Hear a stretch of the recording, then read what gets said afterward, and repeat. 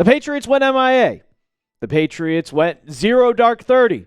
We didn't hear from them at all during the NFL trade deadline. It went completely silent because they did absolutely nothing at the 2025 NFL trade deadline. Welcome into Patriots Today by Chat Sports. I am your host, Brett Alper.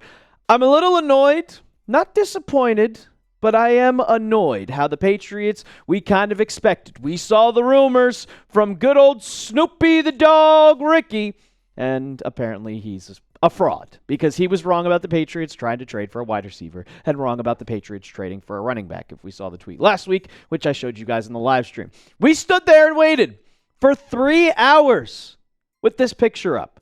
Come on, Eliot Wolf, do something. Do something. And we sat there and waited and got rumors, and nothing occurred. And the Patriots stayed dead silent, radio silent, and apparently they just like their team. This comes from Andrew Callahan. Patriots did not make a single move before the trade deadline. Now, a week ago, they did make 2 trades. They traded away Keon White to the San Francisco 49ers. They traded away Kyle Duggar to the Pittsburgh Steelers, but they were not buyers. Not in the slightest, and we really did think that they were going to be buyers. And a lot of people are mad at Eliot Wolf. The Patriots tweeted out something about Drake May, and it wasn't like, oh, this is awesome. It was, are you going to make a trade? Are you going to make a trade? Are you going to make a trade? And nothing happened. Now, of course, I love the tweet that they made, Drake May, about his passer rating, but overall it was like, well, you're kind of trolling us at this point. And a lot of people are pissed off at Eliot Wolf. Everybody in my chat was saying, fire Eliot Wolf, fire Eliot Wolf, fire Eliot Wolf. And we talked about it. One of the guys in the live chat, Mr. Snoopy, says that Eliot Wolf doesn't really run things around here. Gotta believe him at this point. But I'll ask you guys, do you want to fire Eliot Wolf? Go down in the comments. Give me a Y for yes, or give me an N for no. For me, I just wanted them to make one single move. I was not a part of the crew that was like the Patriots needed to trade for a running back. I like Terrell Jennings. I like Ramondre Stevenson. I like Travion Henderson. But you needed a pass rusher. You needed some depth, a part of this pass rush team. You have K'Lavon Chaisson, and you have Harold Landry. And we talked about it. They've only got like 6 QB pressures and 2 sacks in the last 2 games, people.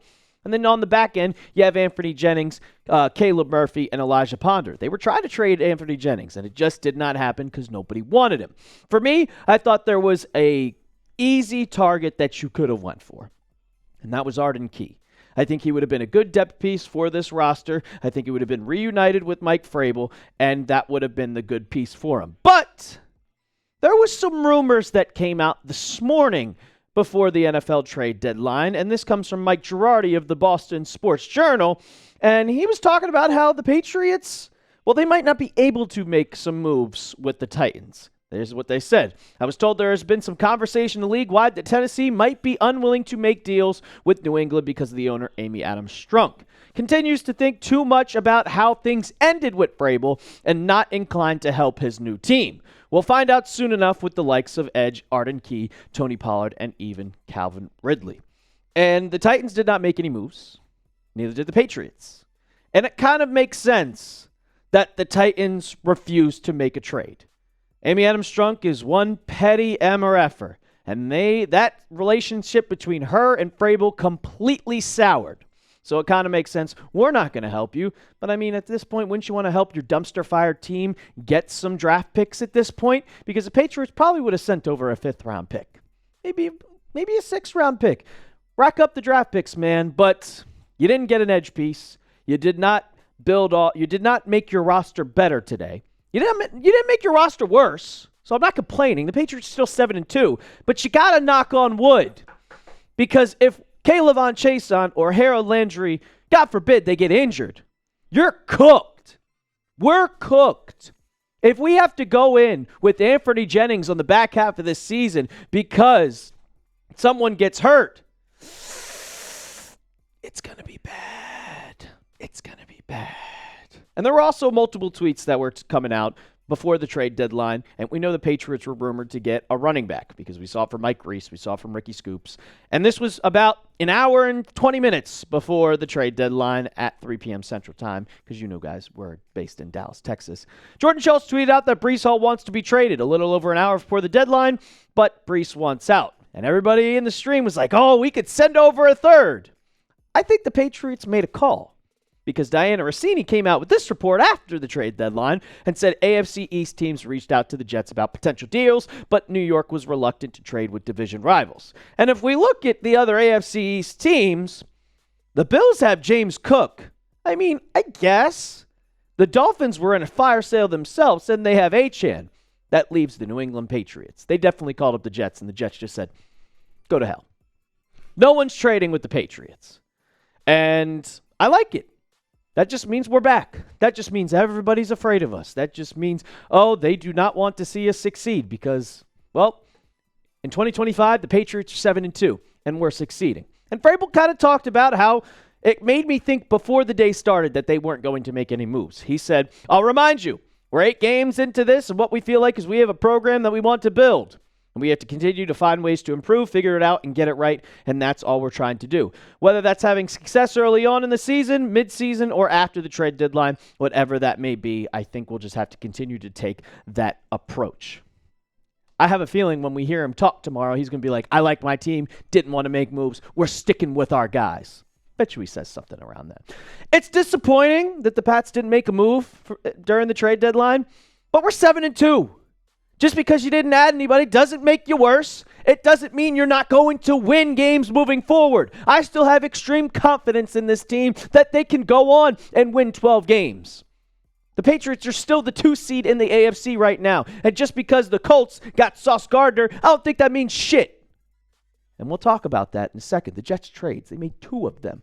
But I still have all the confidence in the world. I'm just annoyed how we didn't make a move. I kind of like just the traction and everything that goes off of the trade deadline. I wanted to add an edge piece. But if you still have confidence in the Patriots, let me know. Hit that thumbs up icon right now. Prove to me that you still got confidence in this team. Coming up, your division rival made a lot of moves. A bunch of moves specifically.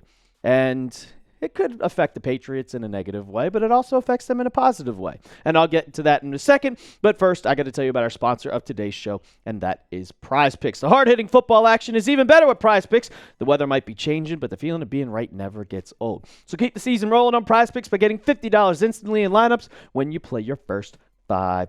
PrizePicks is simple to play. Just pick more or less on 2 to 6 player stat projections. If your picks are right, you could cash in. PrizePicks invented the flex play, and Moose, I did make a lineup for this game for today's picks. So if you use the flex play, it means you can cash out even if your lineup isn't perfect. You can double your money even if your picks doesn't hit. PrizePicks is the best way to win cash this football season, and I do a little two-sporter here. Yeah, you can go cross-sport. I got basketball. RJ Barrett, the Moore, 19.5 points. And also, I like the game on Sunday between Tampa Bay and New England. Give me more on Drake May, 236.5 passing yards, and the more on Stephon Diggs, 54.5 receiving yards. Download the app today and use code CLNS to get $50 in lineups after you play your first $5 lineup. That's code CLNS to get $50 in lineups after you play your first $5 lineup. PrizePicks. It's good to be right. All right. So the Jets went into making a lot of moves. And the first move that they made was, of course, the Sauce Gardner trade. And they just completely got a haul. The Colts went into, we're going to try to go all in right now. And they sent the Jets not 1, but 2 first-round picks and A.D. Mitchell for one of the best cornerbacks in football. One of them. He's not better than Christian Gonzalez. But they weren't done. Then they went and they traded Quinnen Williams, who I would say is probably their second best player on the defense. And they got Mazi Smith, a 2026 second, and a 2027 first-round pick. That's 3 first-round picks that they went in and got today. The Jets went into a complete fire sale. Complete fire sale. They said, screw it. We are 1-8. We got to do something. And they said, we're selling everybody. And the Colts called up, and Jerry Jones and the Cowboys called up. Short term, this is incredible for the Patriots because that basically gives you 2 free wins.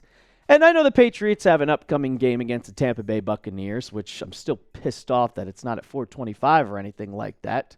But Coming up next week, or the week after, Moose, do we have the matchup graphic there? There we go.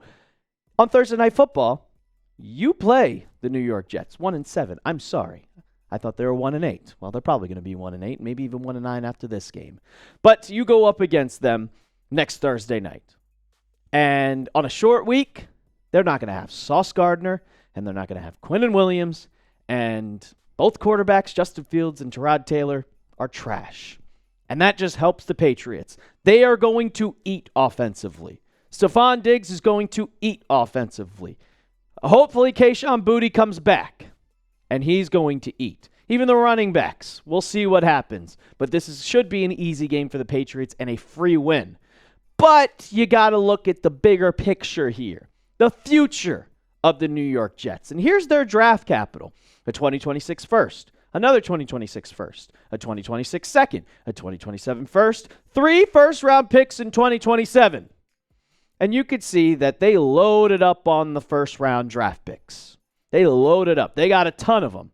But you still have to hit on those draft picks. Just because you have them does not mean that they are going to be anything in particular. It doesn't mean that they are going to be extremely well. It doesn't mean that they're going to be all pros. And I got the analogy. You got all these picks. Oh, you could get a player. Oh, even better, you could get a player like Sauce Gardner. Wouldn't we want one of those? Well, you already had one, and you just got rid of it for a first-round draft pick. So you gave away an all-pro to get a potential all-pro. So you got to hit on one of those, but, I mean, it's the Jets. Are they really going to hit on their draft picks? Probably not. And that's why I'm not worried about the Jets. I'm not worried about all the draft picks that they got today, all the trades that they've made, because they've done this before, and it hasn't worked in the past. So why would it work now? Before we get on out of here, I'll ask you guys, are you worried about the New York Jets? Give me a W for worried, or give me a C for calm. We're still going to be live tomorrow. We got our live show at 5 p.m. Eastern time on Wednesday. It's also my birthday, which is kind of cool, but I turned old and turned 28. But don't miss out. Hit that sub button right now. And as always, let's go Pats.